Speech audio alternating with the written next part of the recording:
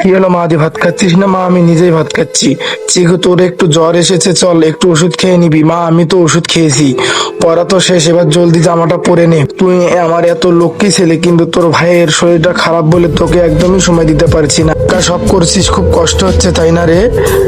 মা আমি নিজেই সব কাজ করে জলদি জলদি গুছিয়ে নিয়েছি, টিফিন ভরে নিয়েছি, বোতলে জলও নিয়েছি, ব্যাগটাও গুছিয়ে নিয়েছি। দেখ তো কত সুন্দর করে ব্যাগটা গুছিয়ে নিয়েছি, আর চুলটাও নিজে নিজে আঁচড়াচ্ছে। তোর জন্য আমি সবকিছু করতে পারছি না রে, একটু সাহায্য করতে পারলাম না। মা আমি আর দেরি না করি স্কুলে চলে যাই, ঠিক আছে বাই। আমি নিজে সব কাজ করেছি বলে তোমার খুব কষ্ট। বন্ধুরা, তুমি যদি আল্লাহর এই ছবিটাকে ভালো মনে করো তাহলে এখনই ভিডিওতে লাইক করে চ্যানেলটি সাবস্ক্রাইব করে কমেন্টে তোমার নাম লিখে যাও। আর তুমি যদি এসবের কিছুই না করো তাহলে আমি বুঝবো তুমি মহান আল্লাহকে একদমই ভালোবাসো। হচ্ছে তাই না মা? ভাই তো অসুস্থ, তাই তুমি ওকে সময় দিচ্ছ। আমি তো বড় হয়েছি, নিজের কাজ নিজেই করতে পারছি। তোর মনটা কত বড় রে, মন খারাপ করিস না মা। আমি বুঝতে পারছি তুই কতটা লক্ষ্মী। চিকু টাটা মা, টাটা চিকু, সাবধানে স্কুলে যাস, ভালোভাবে পড়াশোনা করিস।